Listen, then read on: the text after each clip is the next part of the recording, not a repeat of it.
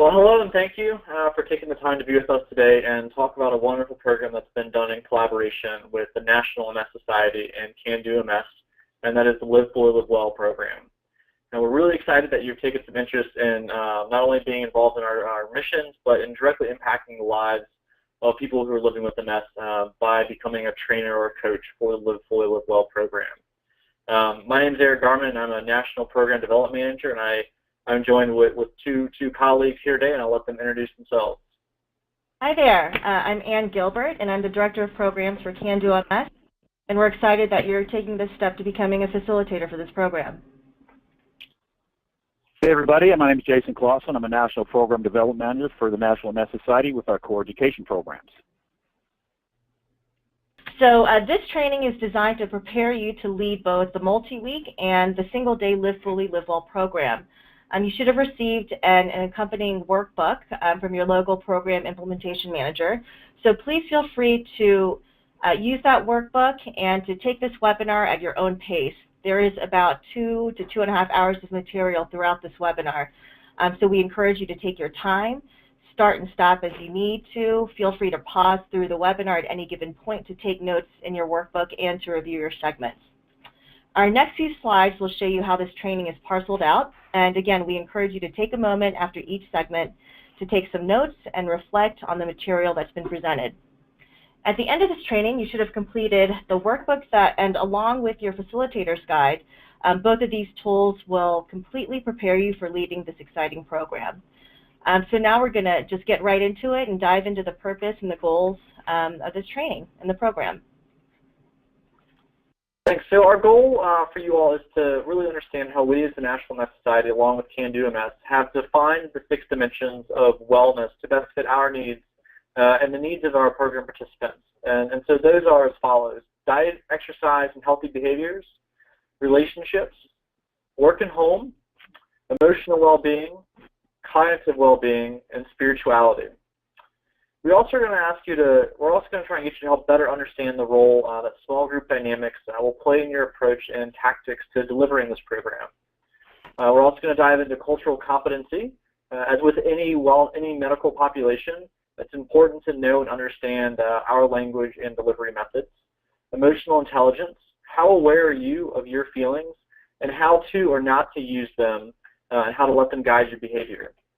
And finally, the crux of this whole program is the idea of training the trainer. So after this training, you'll not only be able to lead a Live Fully, Live Well program, again, either one day or multi-week, but also be able to take this information to your community to help us select future leaders and get them through this training so we can spread this program to reach everybody affected by MS, wherever they live.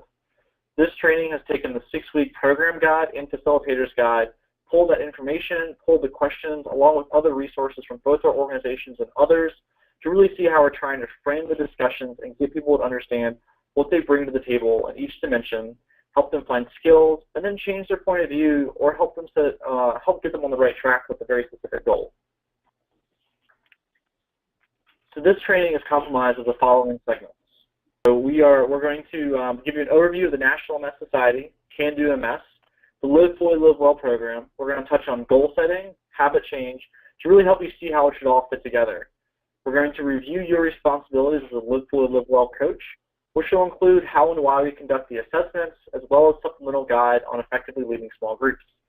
We will do a high-level review of the dimensions of wellness and how they fit into our goals and our overall program design, and then dive into some more specific topics. After that, we will hit each dimension in depth. We've paired them up as best we could in how they're presented during the actual program. So relationships, diet, exercise, and healthy behaviors, work and home, as well as cognitive well-being, and then emotional well-being and spirituality. And you can see there's a rough time allotment with each, so you can take these in bite-sized chunks, take notes, do whatever you need. Each segment does build on the previous, and again, you're welcome to start and stop as you need. Within each specific dimension, we're going to review 3 very big things. The identity, and that is what everybody's bringing to the table, and dig into what might be forming that identity. We're going to talk about the skills that we were looking for people to help grow in this dimension. And then we're going to give them some examples of leading questions to help you and your participants experience a paradigm shift in each dimension. Thank you, Eric. Let's have a look at some of the MS Society's main focus points for a moment. Of course, MS stops people from moving, and we exist to make sure it doesn't. The National MS Society helps each person address the challenges of living with MS through our 50-state network. The Society helps people affected by MS by funding cutting-edge research, driving change through advocacy, facilitating professional education, and providing programs and services that help people with MS and their families move their lives forward. Our vision, a world free of MS. Our mission, we mobilize people and resources to drive research for a cure and to address the challenges of everyone affected by MS. Our progress had led to an International MS Alliance awarding $14.1 million to 3 multi-year collaborative network awards in a global effort to accelerate treatments for progressive MS. In 2016 alone, the Society invested $42.1 million to support 380 research projects around the world while providing programs and services that assisted more than 1 million people. In 2017, our research efforts saw the U.S. Food and Drug Administration approve and bring Ocrevus to the market for treatment of primary progressive MS or relapsing MS, based on clinical trials showing significant benefits against MS relapses and progression. Everything we do is to make sure we stop MS in its tracks, restore what has been lost, and end MS forever. Live Fully, Live Well fits well within our mission to empower people living with MS to make informed decisions that will positively impact their lives. Here's a quick look on how we accomplish our work.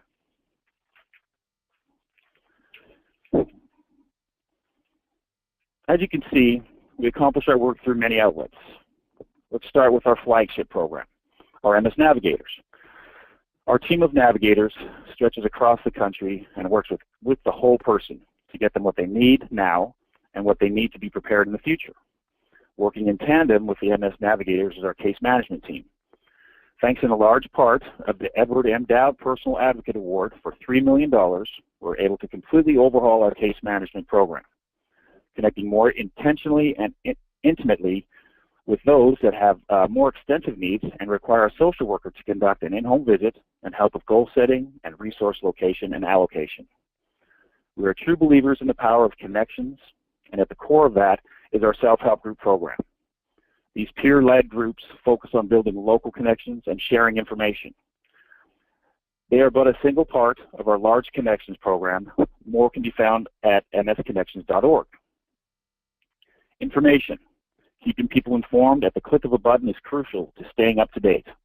We work to keep friends, family, program participants, and providers updated through various avenues to provide the best impact. Educational programs. For those living with MS and healthcare professionals and family members, and in advocacy, we work for systems-level change at the local, state, and national level. Thanks, Jay. So Can Do MS, we are a national nonprofit that was founded in 1984 that provides educational programs for people living with MS and their support partners. We honor the legacy and the beliefs of our founder, Jimmy Huga, who was a person that lived with MS and was an Olympic medalist. And he truly embodied a positive can-do philosophy that anyone living with MS can live a healthy and full life. Our mission is to deliver free educational programs on exercise, nutrition, symptom management, and all the dimensions of wellness to inspire and motivate long-lasting change for those living with MS and their families to help them thrive. Our whole person, whole health, and whole community approach to MS provides people and their support partners with a comprehensive, multidimensional view of MS that addresses the physical, social, emotional, intellectual, and spiritual aspects that make them unique. In 2016, we served over 30,000 people living with MS and their support partners through our in-person and online programs, and we are committed to dramatically growing our impact, enabling families living with MS to thrive by delivering more programs to more people in more places across the country each year. Thanks, Dan. So why Live Fully, Live Well, and why right now? So the diagram in front of you represents the continuum that got us to where we are now and what we'll continue to do to improve this program and our overall response to everybody living with MS. At the forefront of this is patient feedback. We know from multiple channels that people living with MS want to know what they can do today and every day to feel their best and be as healthy and well as they can be. Next, we look at the support from research. Wellness-focused behaviors have been found to be effective in improving overall health. Dietary modifications such as vitamin D and salt intake, smoking cessation, exercise, and stress management have been found to be beneficial or are under research or under study to determine the benefits for disease management as well as quality of life. Next, we look at how well this fits in with our strategic plan response. The National Meth Society's strategic plan outreach affirms that people are seeking open and productive conversations with their healthcare providers on these topics. Comprehensive information. A comprehensive and consistent approach is needed to support people living with MS as they seek information and incorporate wellness approaches into their daily life. Providing tools. We know that MS can test even the best within us. This program, with your leadership, will give participants the tools and information to live their best and most healthy lives. You will introduce the 6 dimensions of wellness, again, diet, exercise, and healthy habits, emotional well-being, work and home, relationships, spirituality, and cognitive health. These all act and interact to contribute to an overall sense of well-being. Participants will gain understanding of how different aspects of wellness can affect their quality of life as well as MS. You'll introduce them to the idea of resiliency. You'll guide them through their identity within each dimension, introduce them to the skills and resources for each, and discuss the paradigm shift and goal setting within each dimension. And finally, increased knowledge and setting goals. With this increase in knowledge and training on goal setting and habit change, your participants will develop individual goals to improve their own health by focusing on a customized approach to wellness. This program will increase your participants' knowledge about the foundational teachings of resiliency and change, and how to apply these learnings to explore and adopt personal wellness strategies through an exploration of all the 6 dimensions. This is a continuum. It's based on feedback now and then throughout the program. We'll continue to evaluate and improve to always meet the needs of our clients. We will also always seek out your feedback on your experience after this training, in the program, and following the program. And next, Anne's going to go over the program goals. So we just reviewed our goals for you, the trainers. But we also have very clear goals for our participants that will also help impact you through this training to help you lead the actual program. So these goals also reflect how we, the National MS Society and Can Do MS, will measure our success.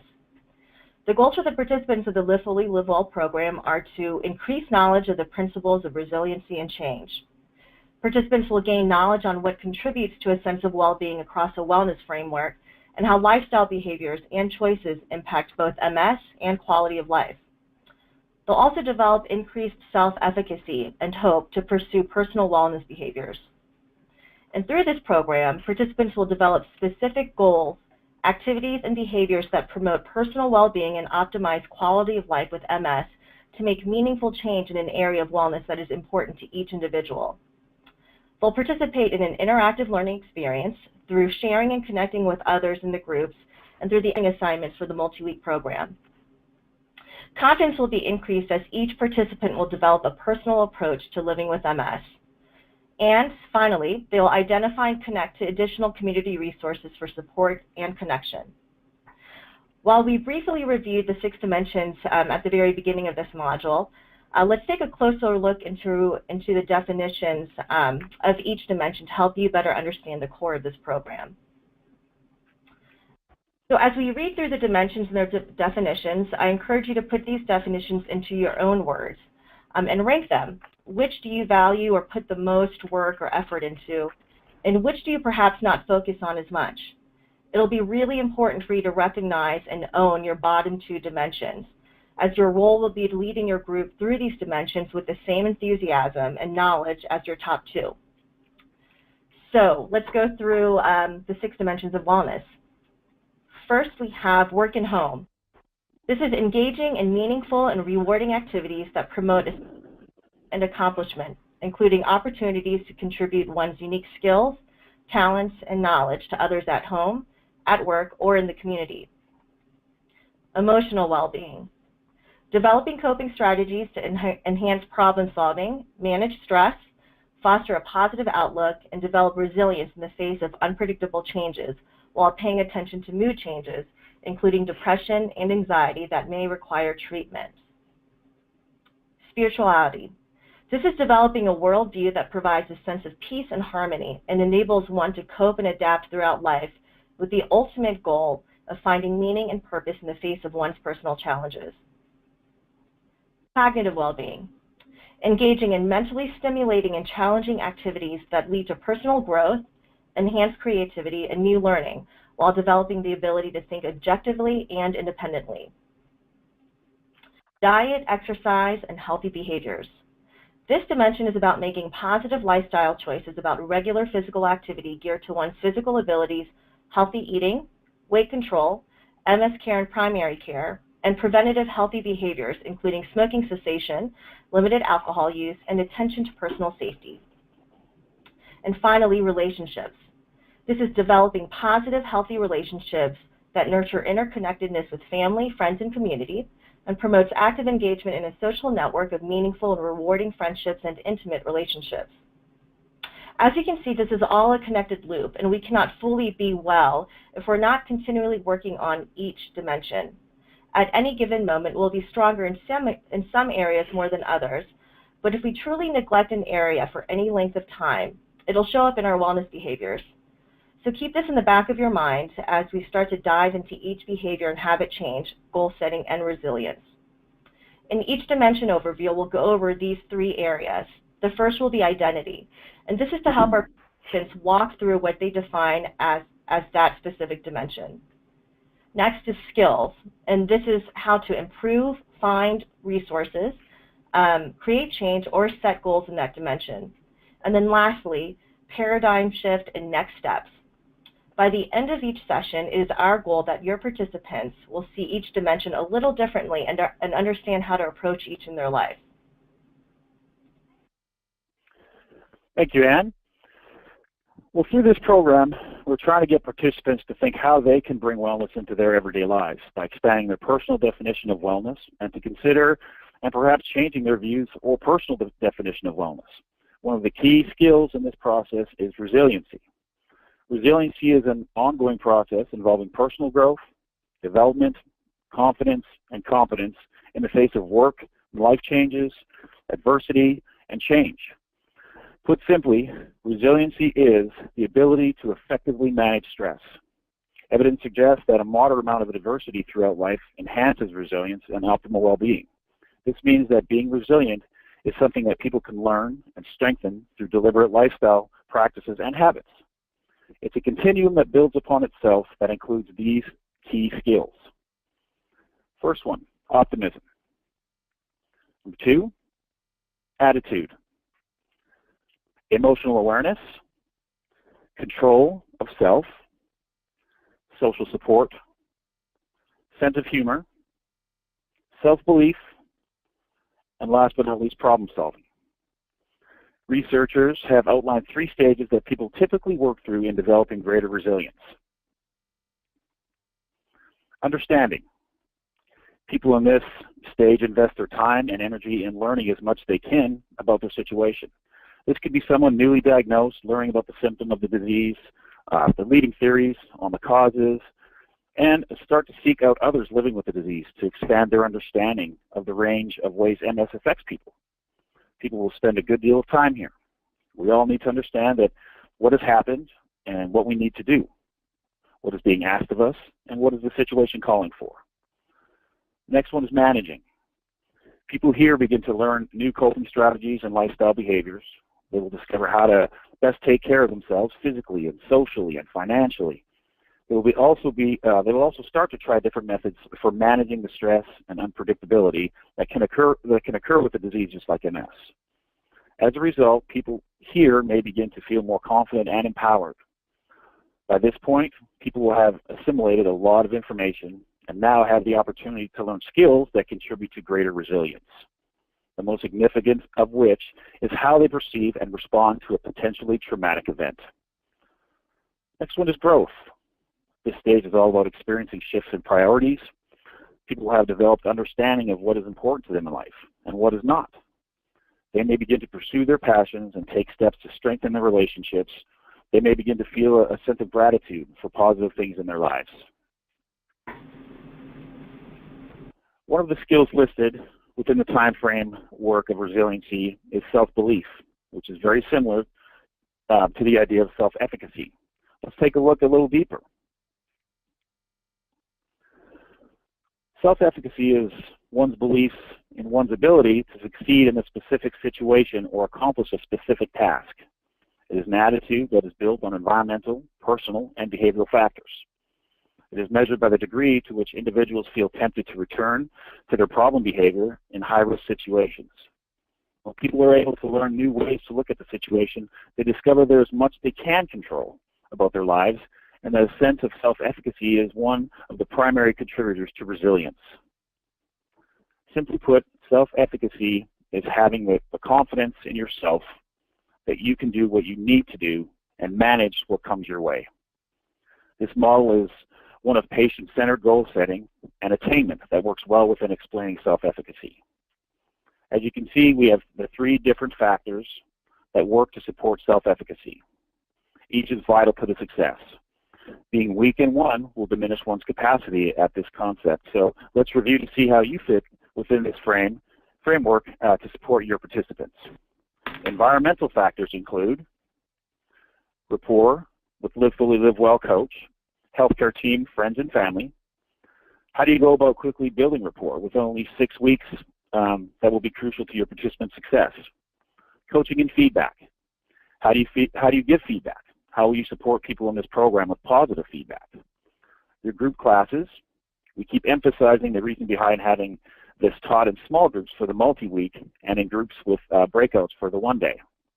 And reinforcement from coaches, which is you, friends, family, and healthcare teams. Let's look at personal factors. These include knowledge, outcome expectations, and attitudes about change. For example, the intrinsic value someone places on this type of program, perceived benefits and barriers, intrinsic feelings on self-belief, how well do they currently believe in themselves. Behavioral factors include skill development, how are they progressing at the different skills being discussed, application and practice, are they doing the home activities and readings or not, self-monitoring, do they have a method to objectively monitor their progress. Relapsing goal setting or behavior occurs when feelings of temptation trump individual sense of self-efficacy to maintain the behavior changes.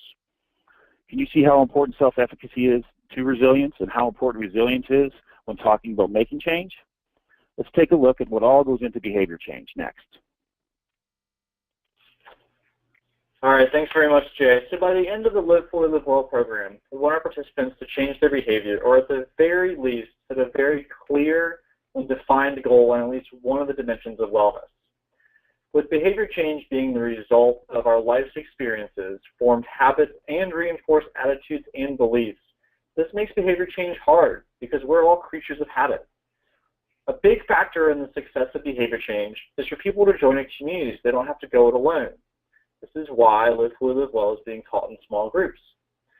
The key to lasting change doesn't lie in planning big, monumental changes, but in really thinking of really, really small steps. Making sure, and one of those huge keys that I found in leading this is that we've got to make sure that our participants are trying to change something that matters to them and not something that they feel that they should do. They're much less likely to accomplish change or reach a goal if they don't want to do it or if it's not in keeping with their values. And those small steps we just talked about have got to have a beginning and an end. And that end always needs to be in sight because the next step can only come if the one before it is successful. If each small step is small and achievable, the larger goal can be reached. This is a hard but doable concept. So how do we get them to where we want to be? So the purpose of any behavior change program, such as Live Fully, Live Well, is to move people along the stages of change framework. And it's important to understand this framework so that you are prepared for the different types of people that might be coming to your class or might be interested in joining this program. So our first group of folks are those that are in the pre-contemplation stage. These are people who simply are not ready. They have no intention of making any change. They are generally uninformed about the consequences their behaviors might be having on their health, and they're going to be resistant, unmotivated, and unready for help. Our next group are those that are getting ready. They're in the contemplation stage. People here are thinking about making some sort of change in the next 6 months. They are more aware of the pros and the cons, but because of all that weighing back and forth, they can spend a lot of time due to that ambivalence. People here are also not quite ready for an action-oriented program that expects immediate action. Our third group of folks are those that are ready. They're preparing. They intend to make a change or take action in the immediate future, which for our reasons means about 30 days to a month. They've already taken some significant action in the past year. They have made a plan of action, and that could be something as simple as joining a gym or joining a support group. These people here are going to benefit from an action-oriented program that will help refresh their purpose and increase their skills and self-efficacy to help them in being successful. Our fourth group are those in the action phase. And as it says, as action might bring about, people here are actually doing something. They're doing some sort of behavior or they're working on some goal, and their action is very observable.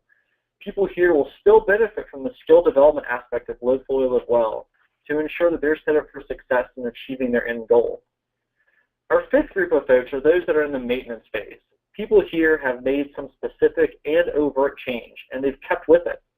This isn't an indefinite stage, and it usually lasts about 6 months to about 5 years, with 5 years being the point at which a true habit has been formed as a result of behavior change. This is where we want people to get to, but even people who are here could increase their capacity for long-term success by being intentional and looking at their identities and skills related to their particular goal, and which might also help them see things a little bit differently. We want people to move up this framework with steady and deliberate progress. However, this is a fluid model, and people can and will fall in and out of any stage. But it's our hope that with self-efficacy, resilience, and what they're getting from this program, that we're going to be able to keep that to a minimum. And one of the ways that we're going to do that is to help them set very clear and defined goals. And to do that, we've selected to use a very specific goal-setting process that we think is simple to use but very, very effective. Anne's going to review that next with us. Great, thanks. Thank you, Eric. So as we said before in this training, people often set big, really big, ambitious goals. And the difference in whether someone is successful or not with the goal is the way in which they set their goals. So within the Live Fully, Live Well framework, we have adopted the SMART goal setting plan, which will help you and your participants create a clear vision and plan. So what are SMART goals? They are specific, they're measurable, they're attainable, they're realistic, and they're timely. So how would this work within our program? Let's take a look at an example within the relationship wellness dimension. This domain is defined as developing positive, healthy relationships that nurture interconnectedness, family, friends, and community, and promotes active engagement in a social network of meaningful and rewarding friendships and intimate relationships. So specific, this is the what, where, and the how. So the how of your goal. Make sure to define your goal and describe it, and describe how you'll accomplish it. So for example, I will increase my social network through increased activities in the community, volunteering, and at the local community center, and by joining a book club. Measurable. This is the from and the to. It indicates a quantity or number within your goal. So for example, I will have one new person with whom I can share in social activities. So next you want to ask yourself, is this goal attainable? Is it achievable? How will you achieve your goal? So another example, I will visit the local community center, speak with staff, and complete an application, speak to a librarian, or join a book club. So is your goal realistic and is it feasible? Perhaps you'll say, I want to continue to make new friends and peers now that I'm no longer working. And then finally, you want to create a time frame for your goal. It's time sensitive and is this timely? A big component of setting realistic goals is making sure it helps the participant feel fulfilled, competent, and in control from start to finish. Conversely, it is important to know when to say when. If a goal is unrealistic, people may begin to feel really overwhelmed. Research has found that people who quit unattainable goals actually have better mental and physical health than those who keep pushing against all the odds. This is why we emphasize small success to build self-confidence and self-efficacy. There will be days with MS when things are easier and days when things are more difficult. If a goal isn't met on a given day, it helps to have the flexibility or the adaptability to shift that goal to something else. The goal will still always be there. We can always come back to that original goal another day. So what does the end look like for our participants, and how will they keep up their progress? Our goal as coaches is to help our participants capitalize on the dimensions of wellness and create positive change in their lives. This will involve getting to yes, or helping them find their aha moments where everything clicks and they're able to start to make change. Once that first step is taken, the second becomes easier, as does the third, the fourth, the fifth, and so on. A key takeaway we want all participants to walk away with is to understand the importance in practicing the wellness dimensions daily, and how constant goal setting creates habits that will help them live their best lives. Finally, at the end of the 6 weeks, we want every participant to have a call to action in at least one of the dimensions of wellness to make clear and define change in their lives. The dimensions of wellness we discussed during our time together have positive benefits for family members as well, who are also living with the challenges that MS can bring. So next we're going to talk, Eric is going to talk a little bit about our facilitator responsibilities. Thanks, Ann. So we do have some responsibilities for you as coaches. So let's first look at what is our kind of rough position summary for you all. The Live Fully, Live Well multi-week programs in single days is all about bringing people together to learn about wellness. So we want to make sure that you ensure that the group meets in an accessible, an appropriate meeting space, and your office locations can help find that for you. Together with group members, we're going to have you open and facilitate group discussion, encourage participation, and also monitor the discussion so we're staying on track. We're going to ask you to develop and implement a plan to ensure communication with group members between meetings is necessary. And we want you to empower the group members. We want you to be well-versed in the different dimensions and to really know how you define wellness. Know your scope. This is not a psychotherapy session. This is a behavior change program, which achieves behavior change by asking probing questions and leading questions that engage your group in thought-provoking discussion. So that covers the basics and logistics, but what really defines the success as a Live Fully, Live Well wellness coach? So success for us is defined as dedication to the mission of the National MS Society and a desire to make a difference for those living with MS. It's a willingness to maintain a close working relationship with the chapter and to be a team player. The ability to work with minimal supervision from the chapter staff. Having a personable, empathetic, and welcoming personality. Having strength in the areas of communication, group facilitation, organization, and management. Having the ability to empower and motivate group participants. So how are we going to help you out with that? Well, we're providing you with this orientation through our collaboration with Can Do MS. We're going to provide ongoing support and supervision to all of our Live Fully, Live Well program facilitators. All trainings and orientations will be marketed and delivered centrally by the Society. In addition, all the facilitators are going to receive a copy of the National MS Society's Training and Facilitator Manual for Live Fully, Live Well, as well as the Live Fully, Live Well Facilitator's Guide. Both of those work really well together and should really prepare you. So what's the time commitment they're asking for people? Those who are involved in the multi-week program can expect a 6-week time span, so one class every week. That'll last about 2 to 2.5 hours. The single-day long session for the one-day programs will obviously just take about 1 day. If you are involved in that multi-week program, you're probably looking at 1, maybe 2 hours of planning per session, so just to make sure that you've got the flow of everything down. And then in logistics and communication with group members in the chapters, we don't expect that to be any more than 1 hour a week, which is really just an as-needed basis. So what are some of the logistics of the multi-week program? This is kind of new to the National MS Society, so we wanted to kind of run over some of the things that we thought might be helpful. So one of the big things that we're providing you is this facilitator's guide. My suggestion is to read that several days ahead of time to give you plenty of time to be prepared for the upcoming class and to familiarize yourself with any unfamiliar topics. Take advantage of this training in the resources section of our website to increase your knowledge in all the different dimensions. So how do you go about using your facilitator's guide? Your facilitator's guide really allows you to lead this program step by step, but also provides you the freedom to pepper in your own personal experiences as well as your own expertise. The multi-week program is designed to really empower participants to engage in conversation with you and each other about shared experiences, factual information from the society and other trusted places, as well as how to best access resources. Each section of your guide will start with a discussion, and you're going to lead this part. This is a more traditional lecture style where you're going to present the new material. You're going to talk about how we've defined the different dimensions. It might be on habit change, a specific dimension, etc. It's not intended to be the dominant part of the session, but to really allow everybody to learn together and have the same information. Included in the various discussions are suggested talking points.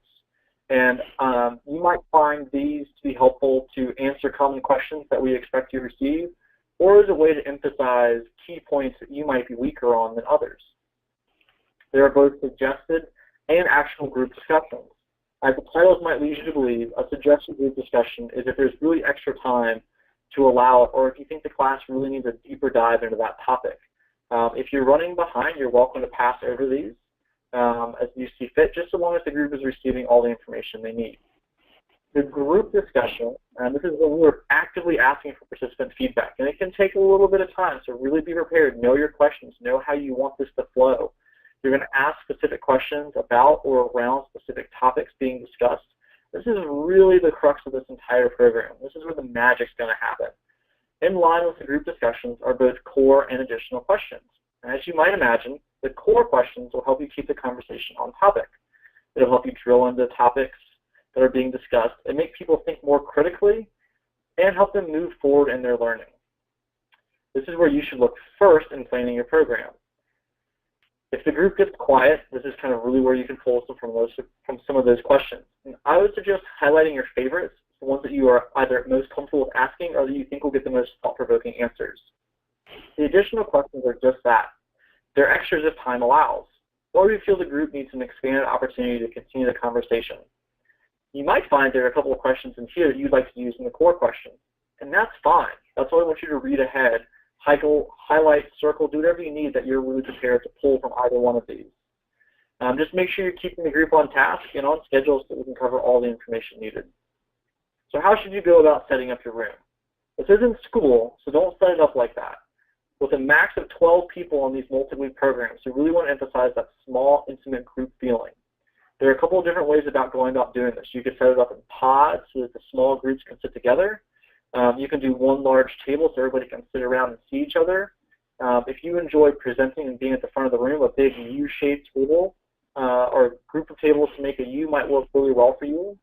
The point is we want everybody to see everybody. We want them to see you, the PowerPoint, and anything you might put up on the wall, like the ground rules on flip chart. Keep it intimate and keep it personal.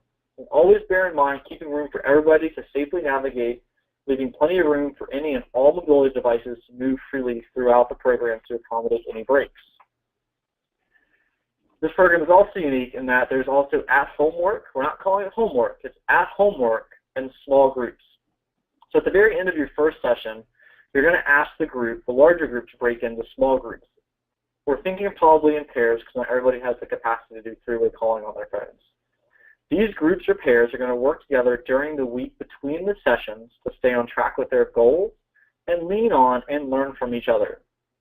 There's also specific practice and at-home reading and work recommended to add to the overall value of the program. The goal between each session is to come up with a very loose goal based on what they just learned.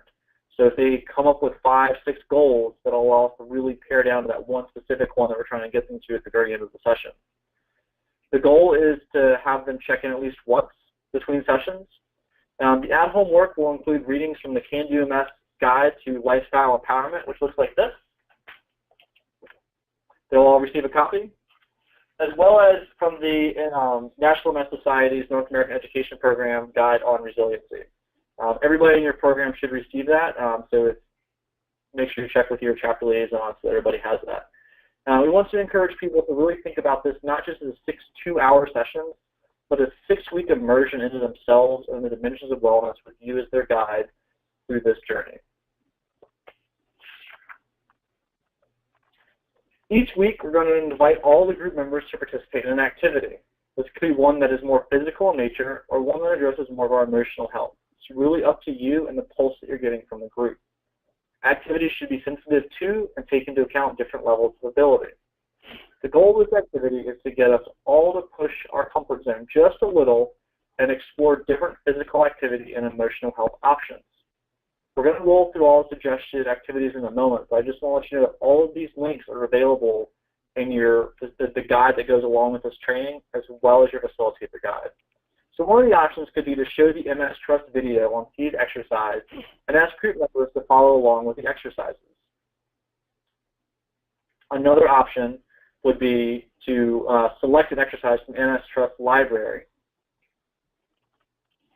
To use other exercise videos, so this whole MS Trust also has a video library, so you could pick from a video library, you can pick from the actual just kind of library of different exercises, or you can use your own skills, instructor choice.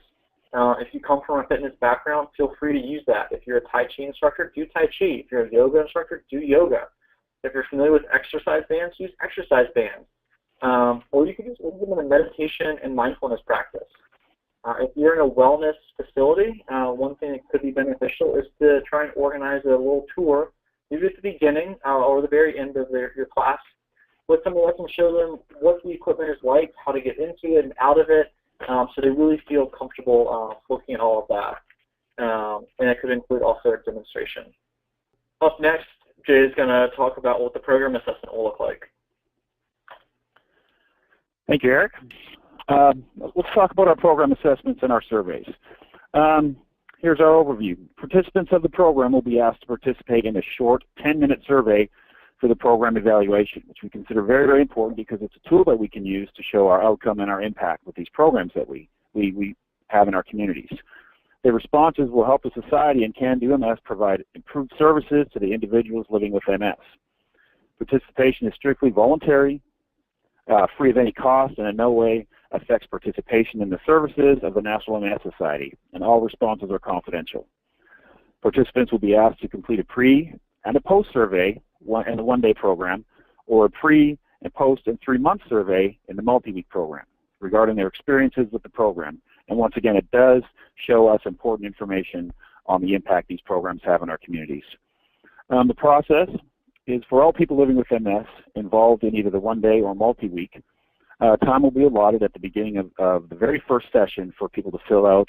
Other partners or other friends or family members involved will only take the post-survey. Post-surveys will be completed at the end of the final session for the multi-week or at the end of the last segment of the one-day program.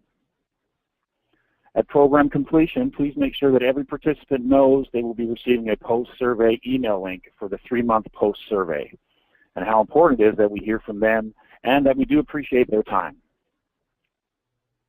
Eric? Thanks, Jay. So from our overview, we know that relationship wellness is developing positive, healthy relationships that nurture interconnectedness with family, friends, and community. It also promotes active engagement in a social network of meaningful and rewarding relationships. To start our conversation on the relationship wellness dimension, let's first talk about social isolation and social connectedness. Social connectedness is defined as a state in which individuals experience a satisfying number of social engagements, close relationships, and/or satisfaction with social contact, and report that this positively affects their quality of life. Social connections do not always mean family members and what we traditionally see as friendships. Connections can also be made with people that you share an interest or common activity with, people you see in your exercise class, members of an online community, coworkers, and so on. Social connections are important at every stage of life. They're critical for brain development in young children and staying engaged as we move through life. The benefits of being socially connected include creating positive feedback loops for social, emotional, and physical well-being, having 50% increased chances of longevity, faster recovery from disease, lower rates of anxiety and depression, as well as helping to manage stress, which leads to a better physical and psychological health. Studies show that smoking, obesity, happiness, and loneliness are all contagious. So your social networks really contribute to those factors and how healthy you are now and how healthy you could be in the future. Finding groups like this one, self-help groups, or other groups with positive engagement for its members will benefit you throughout your life. So we just covered social connections. So why talk about social isolation? Well, social isolation is a state in which an individual experiences less social engagement with others than they would like and they report that it negatively impacts their quality of life. We all know the risks of smoking, obesity, and high blood pressure. Being socially isolated is more damaging to the human body than any of those three. Here are some risk factors for becoming socially isolated. There's a chance that people in your group might experience one or more of these. If you discover this is the case, or they disclose it, please get them connected to an MS navigator or other professional as quickly as possible. These risk factors include living alone, being financially insecure, having health issues, having mood or cognitive issues or challenges, limited mobility, low family or neighbor interaction, and even something as simple as not having an emergency contact. Families, support partners, and friends of people living with MS are also affected. So be prepared to lead your group in a conversation about isolations and connections, both pre- and post-diagnosis. A great sample question to ask is, has MS impacted your social connections, or have you seen MS affect your program participants or patients' social connections? Next, Anne's going to talk about what is our identity with relationships. Thanks, Eric. So everyone has their own village made up of various relationships. What different types of relationships do you have, and how do they make you feel? Some examples of these relationships are family, friends, self-help groups, your neurologist. Could you think of any others? It might also be helpful to think about and write down a couple more to be ready to speak about this topic.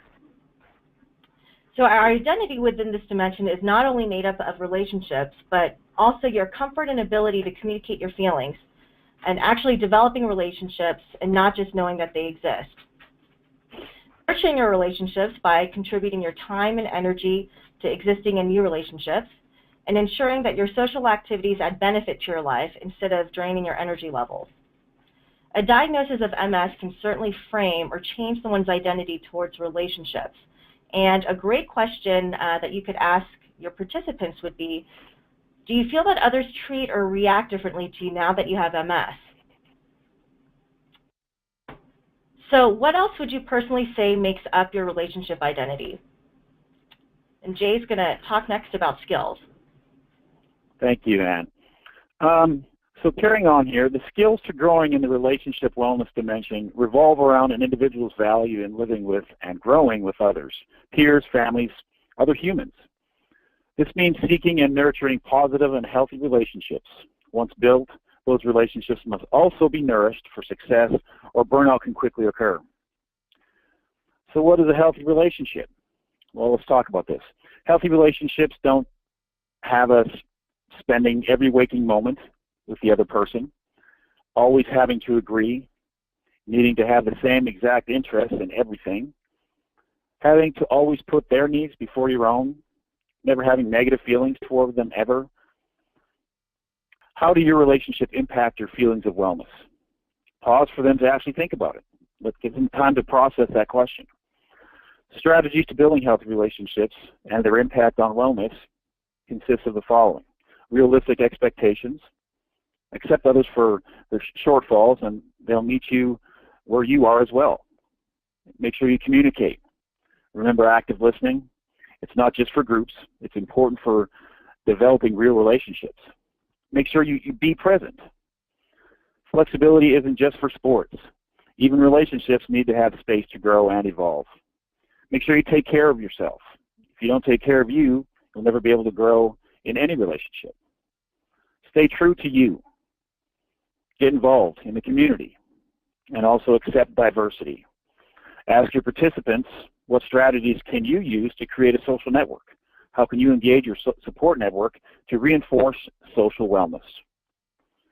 Let's talk about peer-to-peer and caregiver burnout. This becomes a very real issue in someone's social network.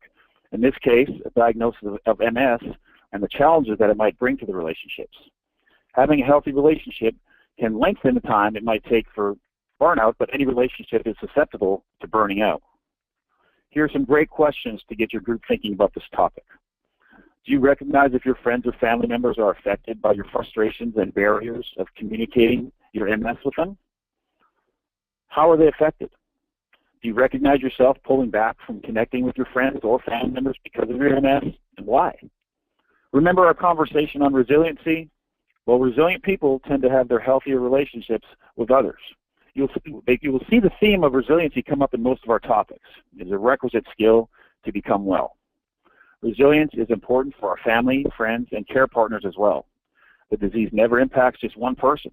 This can present it in a number of ways: shifting household or financial obligations, change in social life, or even where a family lives. Families, like the individuals, can react to the realities of MS with either a crisis-centered or growth-centered approach.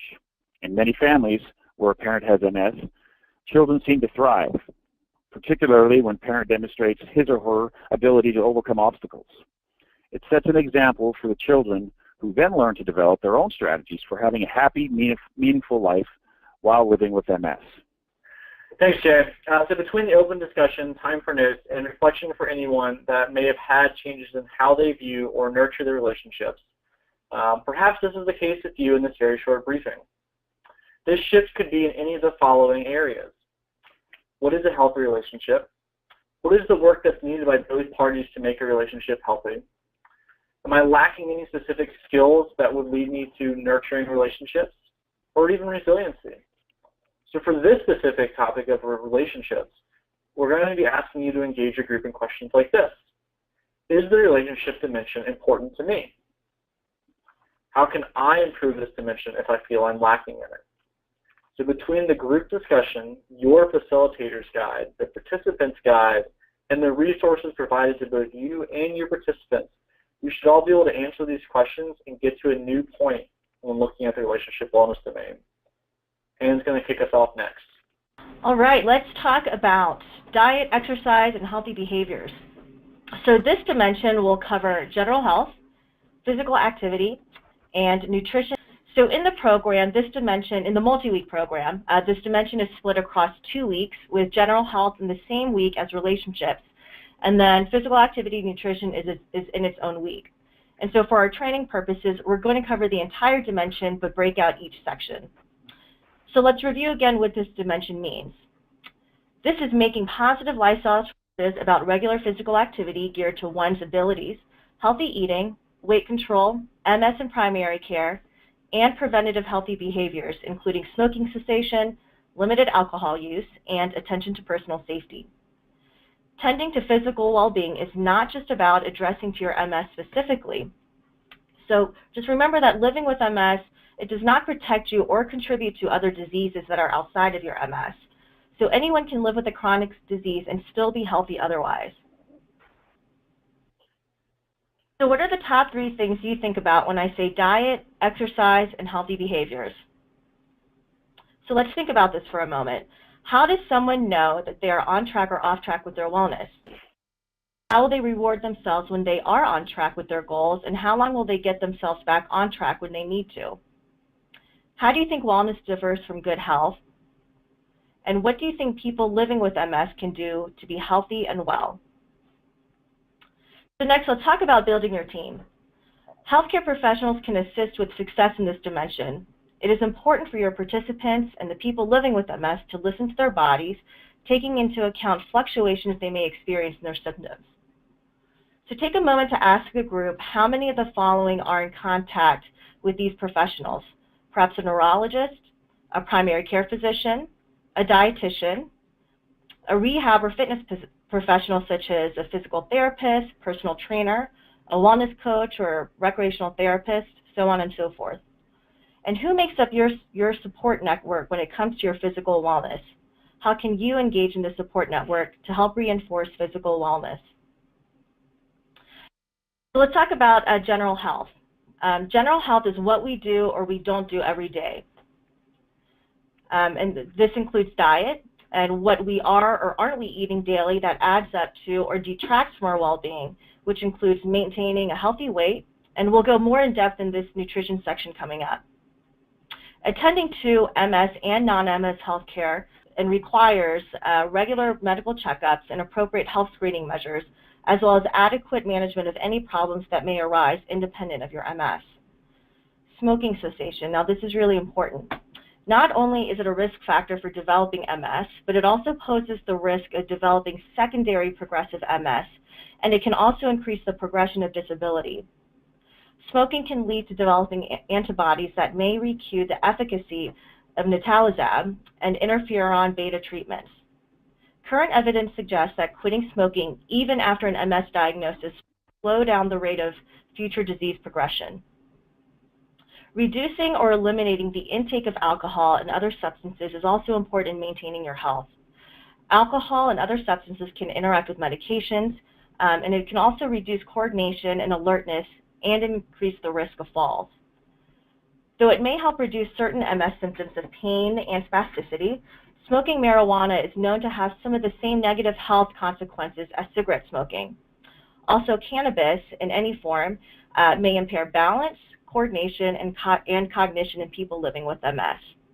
There is currently no evidence that suggests cannabis modifies the MS disease process. So let's talk about skills. Having a primary care provider outside of your neurologist.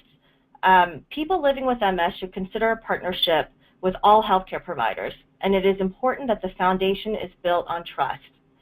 With an increased awareness of how their body is responding to wellness and daily life activities, the better they will be able to provide their doctor with valuable information.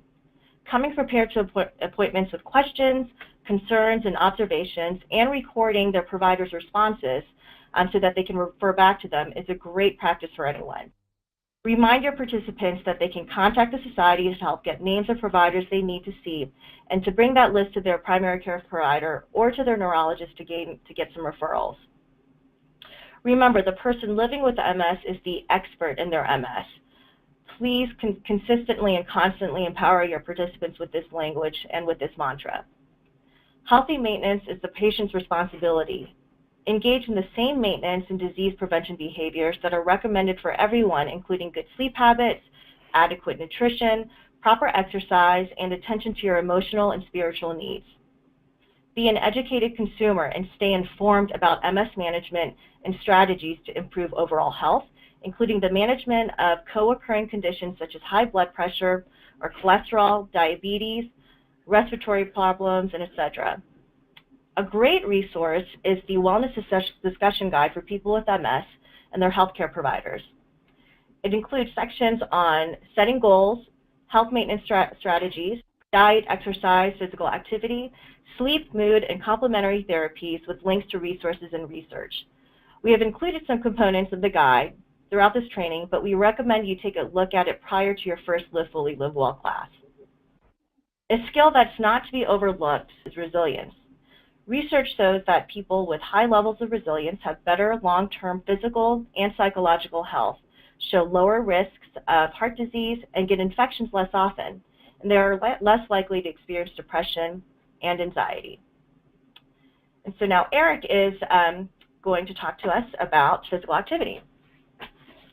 Yeah, so thanks, Dan. So let's shift our focus to physical activity.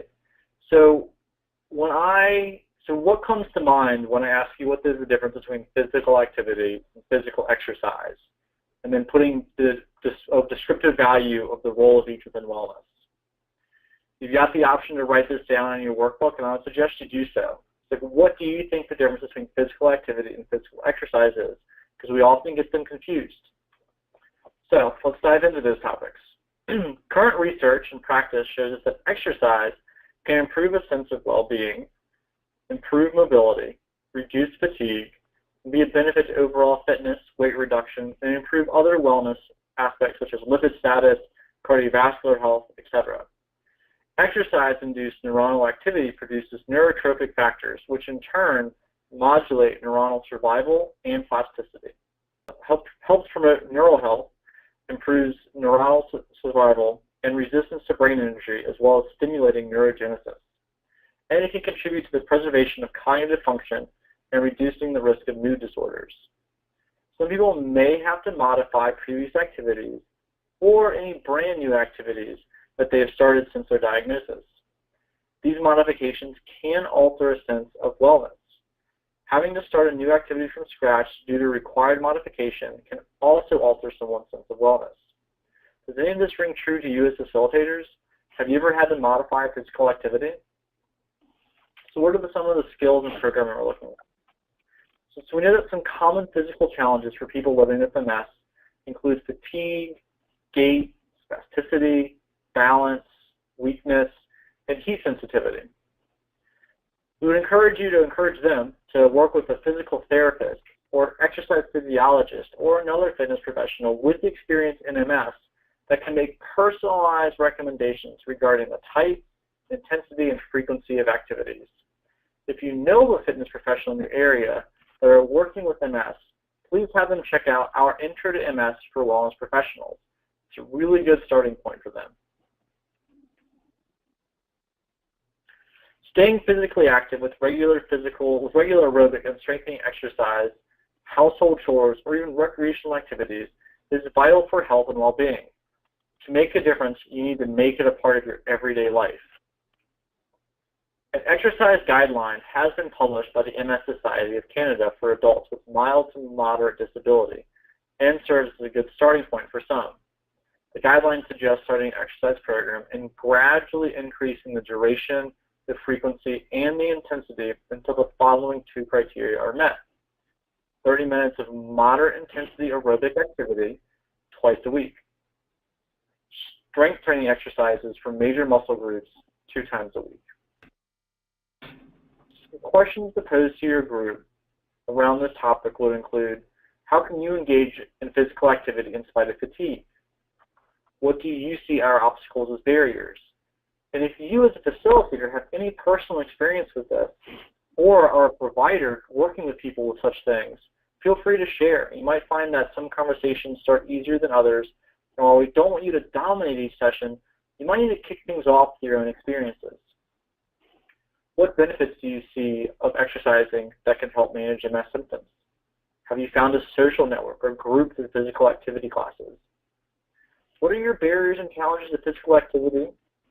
And what that you face trying to take care of your physical health and wellness? How can you overcome these challenges? What are some possible solutions or adaptations or tools that might enable you to engage in physical activity? All of these are going to lead us to our paradigm shift. And research shows us that people living with MS, regardless of their physical ability or limitations, are alarmingly sedentary. Even with the knowledge we all have that exercise is good for our overall health and for reducing the risk of other health conditions. Have you ever heard of either of these quotes? I used to be able to, and now it just upsets me to see how much less I can do, so I don't even want to try exercise. I'm too tired, in pain, or overwhelmed just taking care of my current responsibilities to even think about physical activity. Any physical program can and should change and evolve with time. It's fluid, so encourage your participants not to set rigid goals with rigid requirements. Help them find a way to make it fun. Suggest to participants to try and engage in physical activities, even modified activities, with their friends and support partners. Physical wellness activities can also help aid in improving social connections and interactions.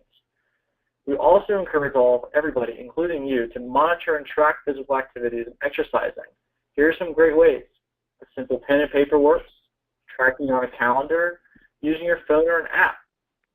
At the end of it, we're asking you this: how can you help others see physical wellness in a very different way? Jay's going to get to our next topic. Thank you, Eric. Okay, finally, the current hot topic. Let's dive into nutrition and healthy eating. All right.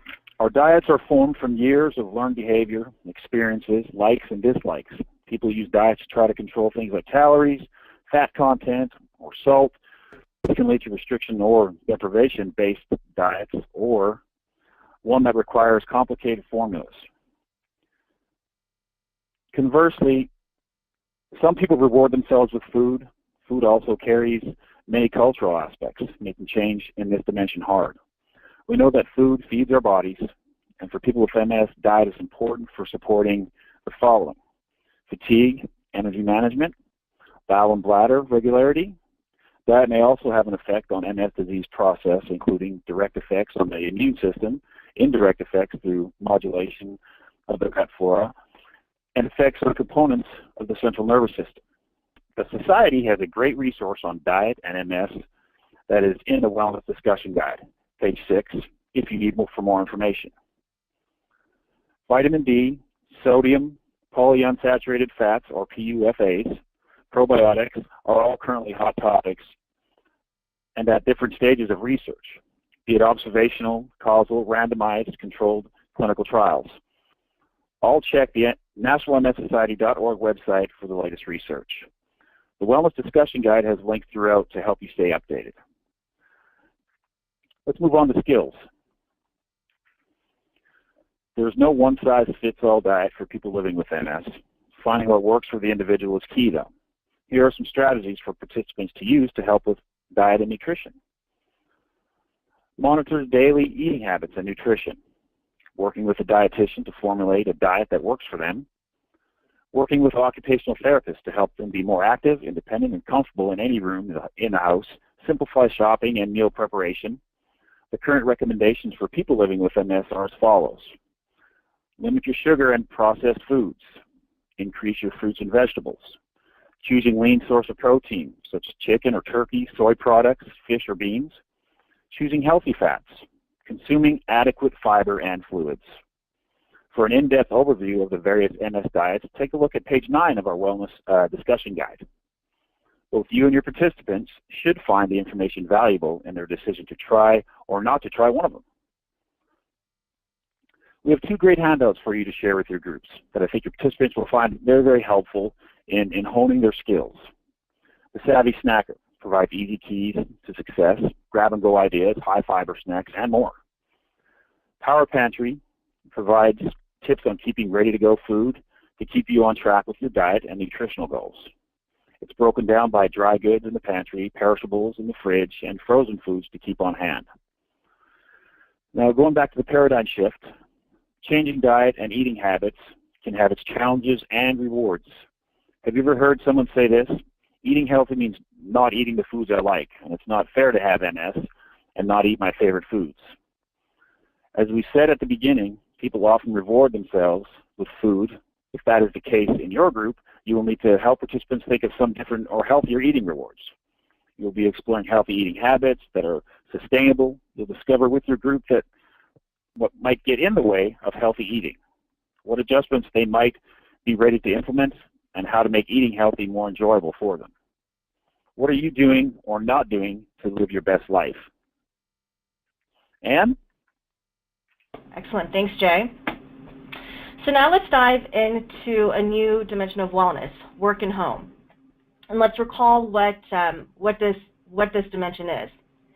Engaging in meaningful and rewarding activities that promote a sense of purpose and accomplishment, including opportunities to contribute one's unique skills, talents, and knowledge to others at home, at work, or in the community. This dimension of wellness recognizes the importance of satisfaction, enrichment, and meaning through activities, whether they're paid or unpaid or volunteer. So let's look at the factors that create someone's work and home wellness identity. Someone's identity can be defined by what they do. And for some, their profession is their identity, while for others, they may need to rethink what it means to be employed and consider what can still be done. And all of these can be negatively impacted by symptoms of MS. Think about how you would answer these questions. When I say work, career, or job, what does this mean to you? And does work have to be paid in order for you to consider it meaningful or valuable? When someone asks you, what do you do? What would you talk about and how would you answer this? Do you define yourself and your identity in terms of work? And what reasons for working in any capacity are most important to you? Let's talk about finding and using your skills. We need to help our participants identify what they are good at and how they can incorporate those skills in their daily life, work, volunteer work, or otherwise. What gives you, our facilitators, a sense of meaning or accomplishment? I encourage you to take a moment to think about this and write this down. We need to help participants identify what gives or what gave them the most meaning or sense of accomplishment. When people find a sense of purpose through any mode, whether it's volunteer work, social activities, relationships, or work, some research has suggested this might result in lower levels of inflammatory gene expression. MS may or may not prevent participants from engaging in the things they like to do. There are compensatory strategies to help them work, such as mobility aids, memory aids, such as pen and paper, a phone, tablet, different apps on your phone, as well as transportation, and there are different transportation services that can be used. Can you think of others? Think about this and be prepared to bring up a couple of suggestions or examples and a couple of different strategies that may not be listed in this reference so that you can have a conversation with your group. And ask for feedback on successes or hurdles that those in your group may have experienced with any of these. The Society has information on each of these topics, and you can work with your chapter liaison to get participants this information if they need it. You may very well have two completely separate and different conversations with your group. One conversation with your group could be for those living with MS and they still are in the workforce, and the other are those who are living with MS and not working or looking to get more involved in their community. For the first group who are still in the workforce, the conversation might focus on how has the MS impacted them on the job? Have they had to make career changes or do things differently in the workplace because of their MS? And if so, what types of changes have been made, and have they made? How does working affect the rest of your life, and how do they balance work and life? What are some of the strategies they have utilized that have allowed you to remain employed? For the second group, the conversation might focus on their role within a community, whether it's through a civic league, through their church, or through community clubs. The conversation might also focus on managing that transition from employment to now, and can their skills be used differently or transferred, and what activities and what different activities might pique their interest. Let's talk about our paradigm shift. Some participants will likely see the need to change their thoughts and perceptions around work and home wellness. If they do, help them get in the way of that change in perception. Remember to always circle back to your support networks and local resources to help them identify or find meaningful activities to engage in. Here are some really good guiding questions that you can ask your group. Have you had to reassess and adjust roles within your family? These changes can cause positive or negative experience. Think through managing the trade-off with partner or other members of your household. And think about, why did you make those changes? Hopefully, you made those changes so that you can ensure that the partnership stayed balanced and each person contributes to and no one feels overburdened. How can you help others see work and home wellness in a different way? So next up, we've got Eric, who's going to talk about cognitive well-being. Thanks, Dan. So remember, our definition for cognitive well-being is engaging in mentally stimulating and challenging activities that lead to personal growth, enhanced creativity, and new learning, all while developing the ability to think objectively and independently. With multiple sclerosis, it is important to recognize that change due to the disease course can result in changes in cognition, such as difficulty with concentration, memory, or speed of information processing. These are sometimes referred to as the invisible symptoms, because there's not necessarily an outward expression of the symptom. The effects, though, are very real and very profound. A person with memory problems may feel increasingly anxious about forgetting about important events, or may become depressed because of the fear of their changing abilities. Impaired memory or reasoning skills can limit a person's ability to manage physical symptoms such as incontinence or balance issues, and they can alter a person's ability to adhere to a treatment plan. Be sensitive and thoughtful in this conversation and throughout your time with the group in the multi-week program. Everybody learns at a different speed, so make sure you tailor your presentation to your group. Let's dive into the identity in this dimension. So for many of us, our identity is defined by our intellect, our cognition, and how independently we use our minds, we solve problems, how we think, how we make decisions, how we make plans, and how we learn and remember. So what does it mean to use our minds well in the face of new cognitive challenges? For some people, they might have trouble tracking complex conversations or tracking information that's coming at them from more than one source at a time. People like this might benefit from writing that down now and reviewing it later, or repeating it back to the speaker for clarification. Some people might have difficulty finding the precise commonly referred to as the tip of the tongue phenomenon. Some people will find that while it may take them a little bit longer to accomplish a given task, their quality of work remains the same. Some people still might experience what's referred to as cognitive fatigue, and this occurs when concentrating for an extended period of time leaves them feeling exhausted and unable to stay focused.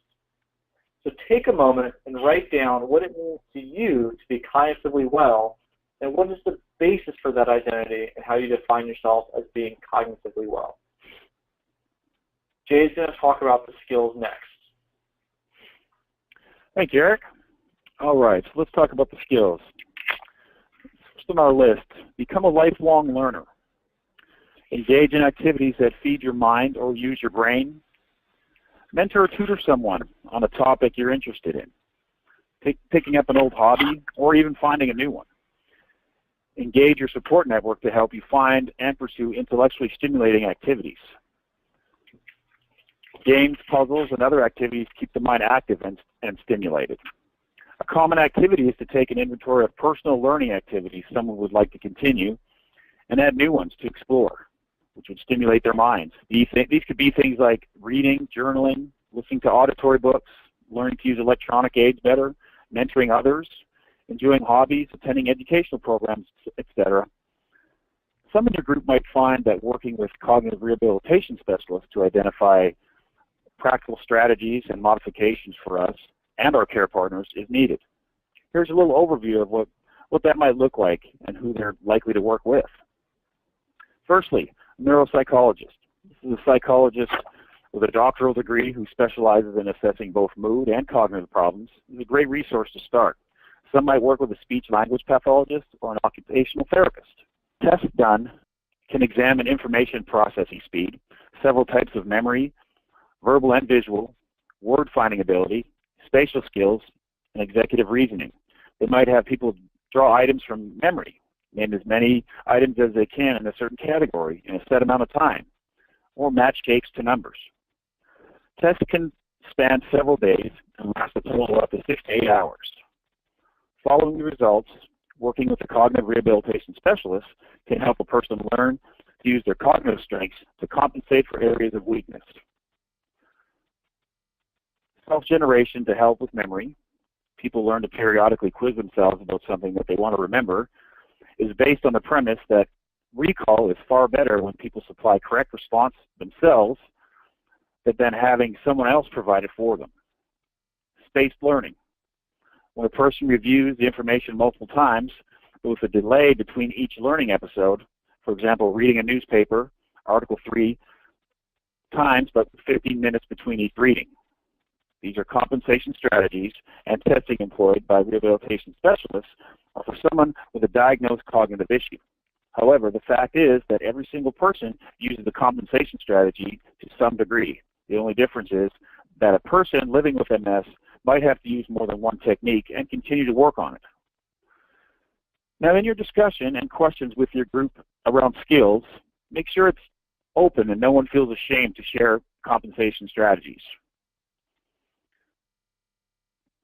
Some common examples of more common compensation techniques used in by many individuals with or without MS include the following.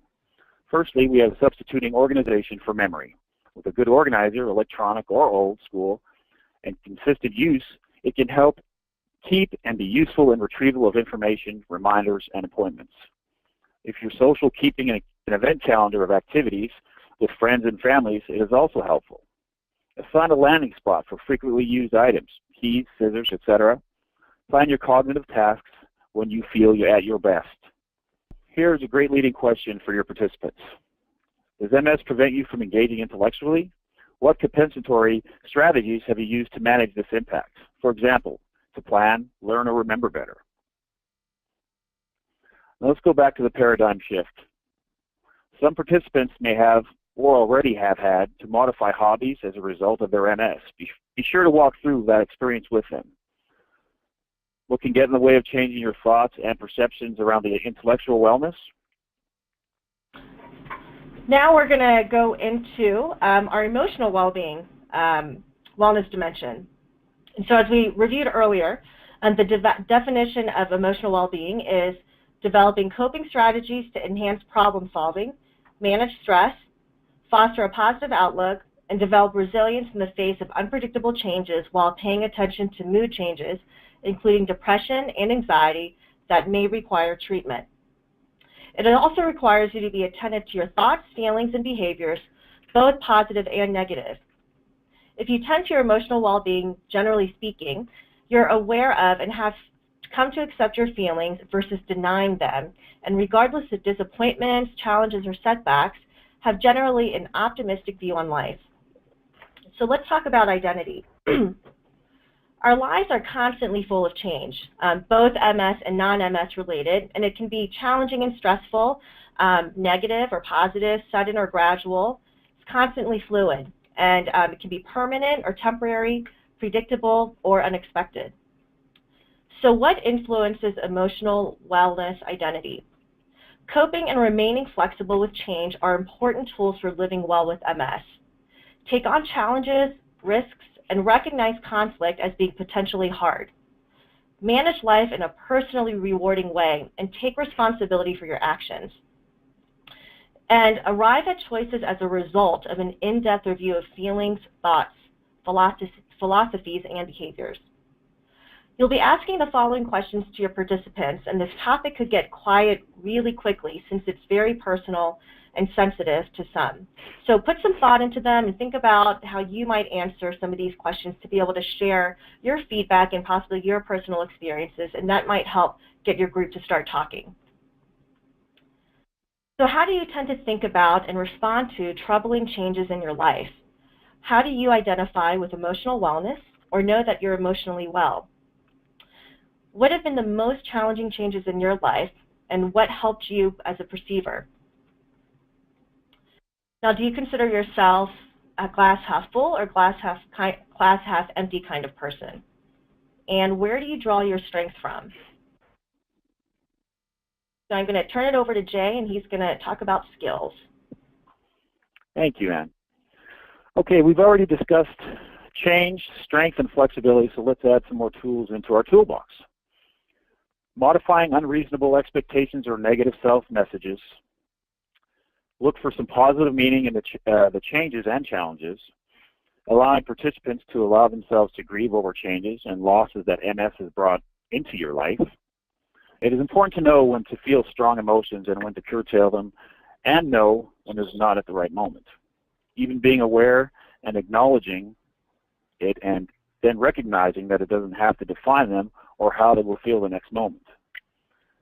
These feelings can be good signs that it's important to take a break or do something enjoyable or talk with a friend. Everyone has strong emotions. It is a byproduct of being a human.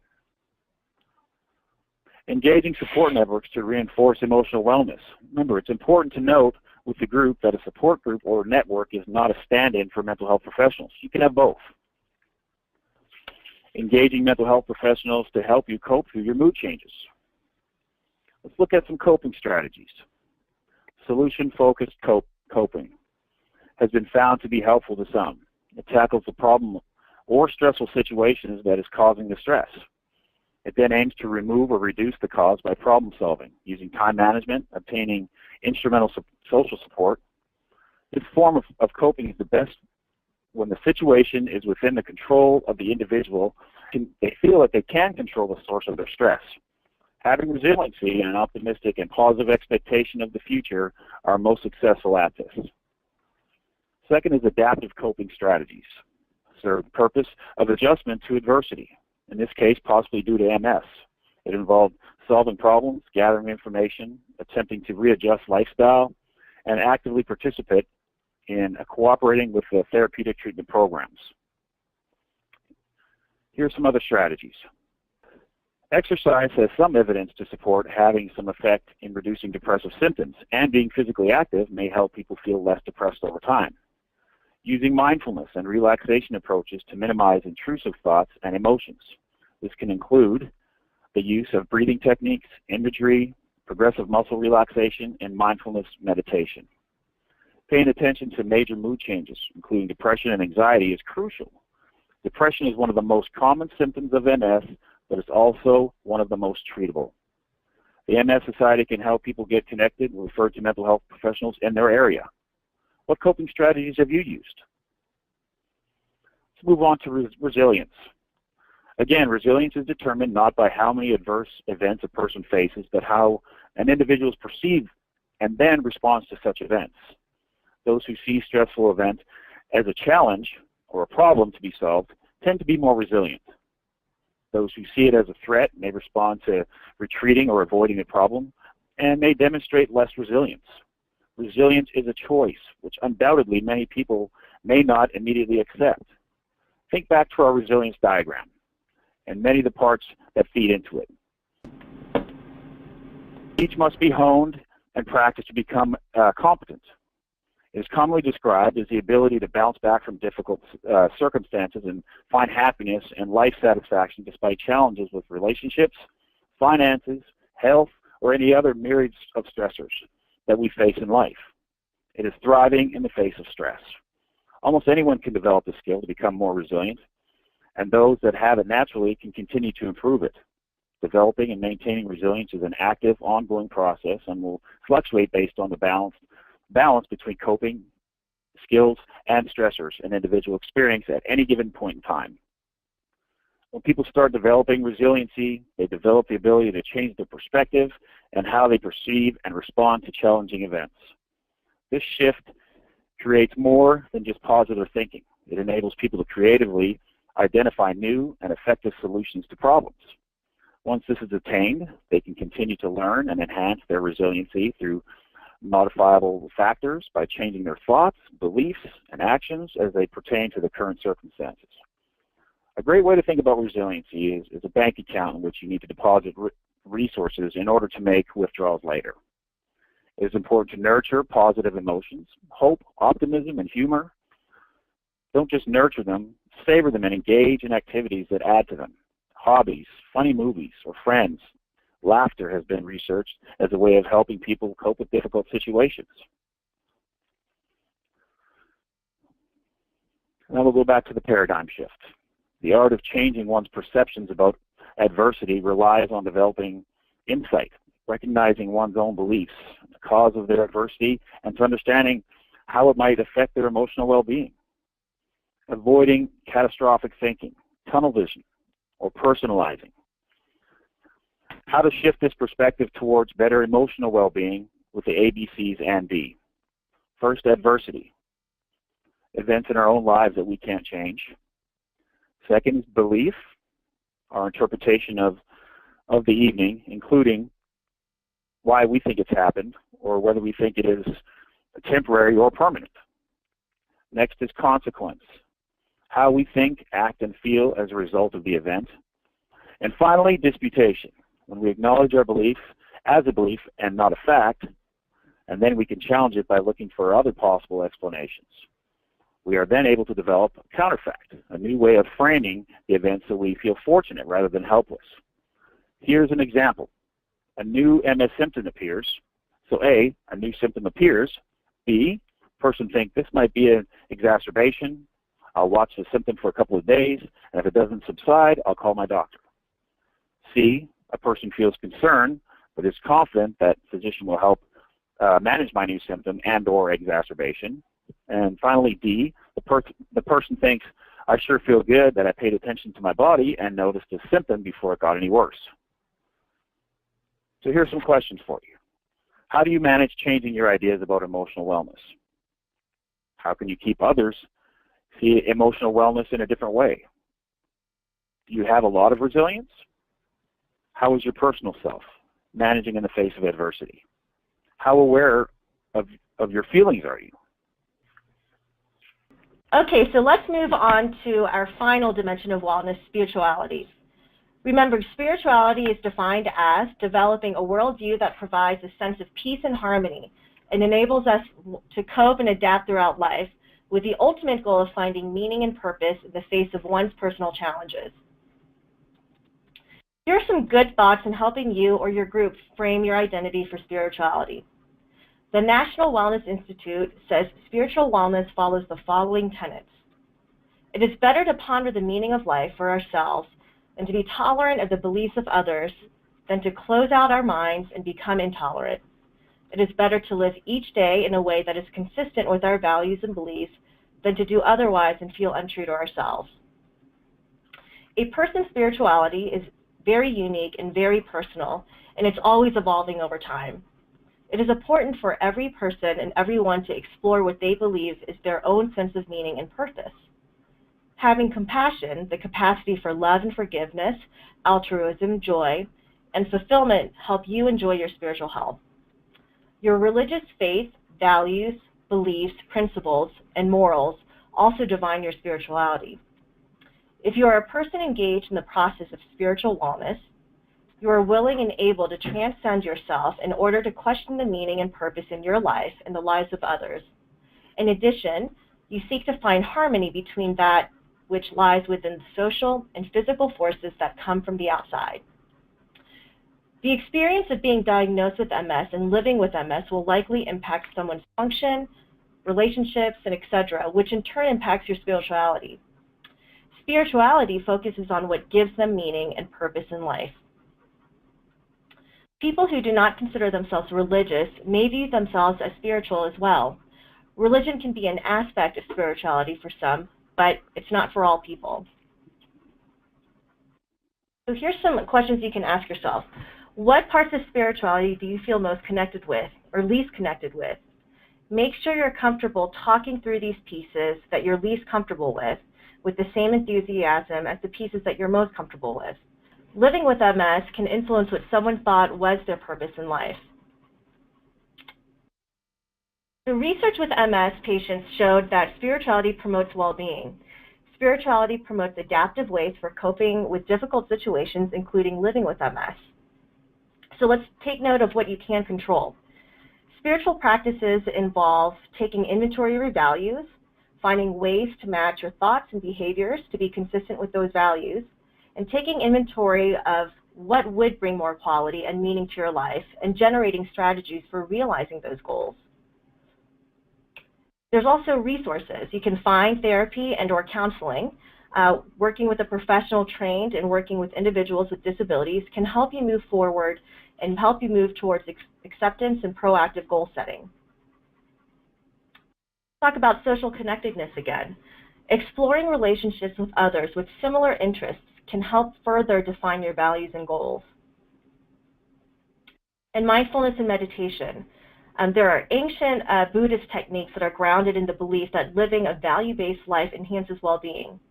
Expression through creative means, such as people living with MS, come from all walks of life and often have talents in the musical, visual, and written arts. Self-expression through art can help enhance spirituality. And there's also connection to nature. Remember to look around and enjoy the nature that's around you.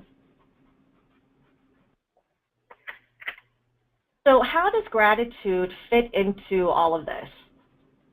To help keep the positive things in life at the forefront, some people find practicing gratitude a key component of their spirituality. Some people find keeping a gratitude journal really important to this concept. A simple place to put down the positive things occurring each day, the daily thankfuls, etc., is what you can keep in your gratitude journal. This does not mean pretending everything is wonderful and roses. It just means noticing and appreciating things when they are nice and when you do appreciate them. Can random acts of kindness impact your life and community, and can they promote personal sense of well-being and belonging in the world? So think about, when do you feel turbulent or unstable, and what coping mechanisms do you use? Where do you find peace, and how do you find peace? And what do you think of as the concept of paying it forward? Do you feel the need to change your ideas about spiritual wellness? And how do emotional well-being and spirituality interact with one another or enhance one another? And so this wraps up all of our dimensions of wellness, and now I'm going to kick it to Eric. All right, thanks, Anne. So we hope you all found this training to be helpful and informative. If you have followed along with your workbook, you now know your personal definition of wellness. You've ranked the dimensions so you know where your strengths and weaknesses lie, that you have enough knowledge and preparation to get the conversation started for each of the different dimensions. The resources provided are linked in your workbook, so please feel free to reference as often as you need, including rewatching this webinar from time to time to refresh your memory or even learn something new you might have missed the first time. For those of you that embark on the 6-week program, you're about to lead up to 12 people on an informative journey of self-discovery. Hopefully you got a feel for what that is in this short webinar. Remember, be open, be yourself, share your strengths and weaknesses, and continue to learn about yourself. As you're leading the program, if you have anyone in your program that you think might make a great facilitator, or you have a colleague that might want to partake, please connect them with your local program implementation staff member to start that process. We thank you for your commitment to the MS Society, Can Do MS, and for all people living with MS. Thanks very much.